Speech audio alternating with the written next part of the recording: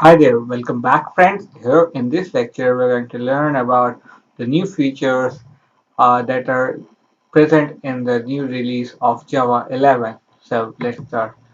So Java 11 is a pretty light on things that change the way you code.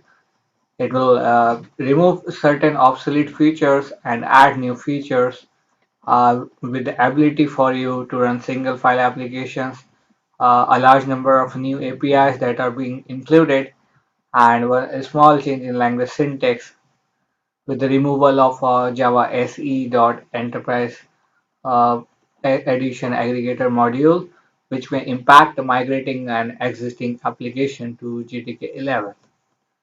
So you could write a single file application without the need of a compiler or things like that. So there are certain features. The first thing is that we have a local variable syntax for lambda parameters, the stateless functions that are lambda functions where you don't need an implicit functions to write code. It supports a local variable syntax, uh, so don't no longer need an explicitly state the type of local variable, but you can instead use the variable as it is.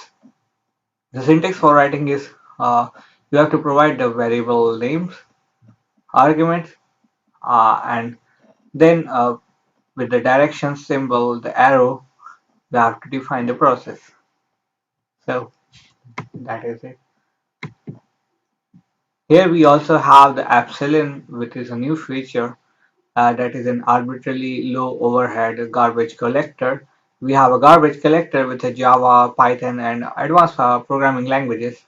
But here we introduce the epsilon, which is a no operation garbage collector.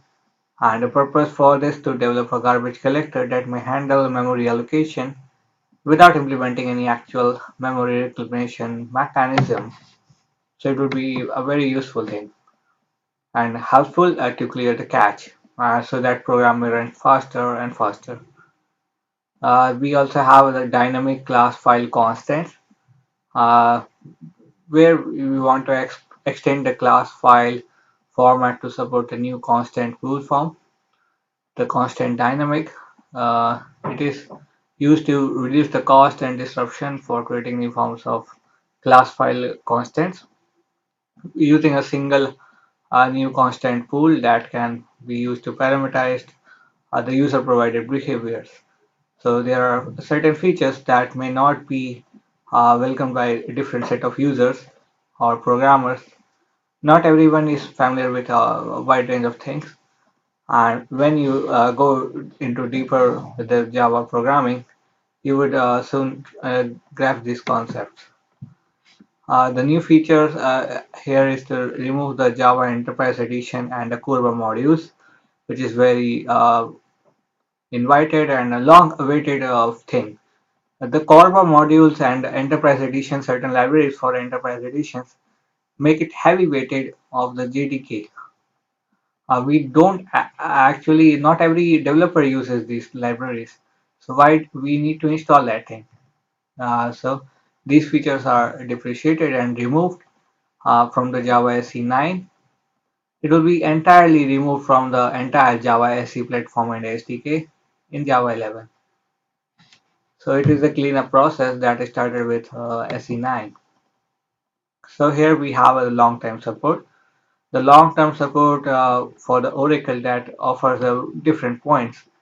You get a premier support for database, fusion middleware, or other availability modules. And the second offering is called sustaining support, which includes maintenance for as long as you use Oracle software. So here you got pre-existing fixes and different kinds of technical support with this version. So there are different kinds of releases, the OpenGDK releases and Java SE Advanced for customer. So these are being updated every time we have. There are a different set of APIs. I will not be covering everyone, but here are the few that are new in the family. The Java IO byte array output stream, which is used to write all the bytes of the parameters to the output stream. Here we have the file reader, which provides two new constructors that allow a character set to be specified. We have the file writer for same purpose. We have the input stream that points to null input stream, returning no bytes if it doesn't read. You can have different things here. You got the output stream for null output stream. You got reader, writer, character sequence, reference, language.runtime, and more APIs. The string buffers, and different features that are there being added on the library.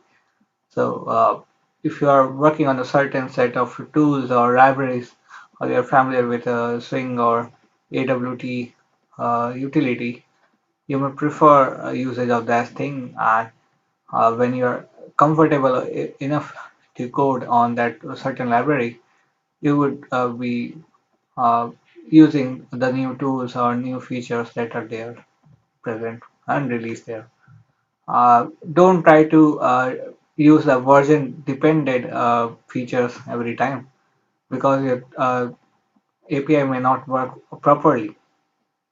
Try building your own solution, and if you are advanced enough, you could develop your own library and release it to the public, which may be added in the future Java releases. Till then, keep learning and keep moving ahead.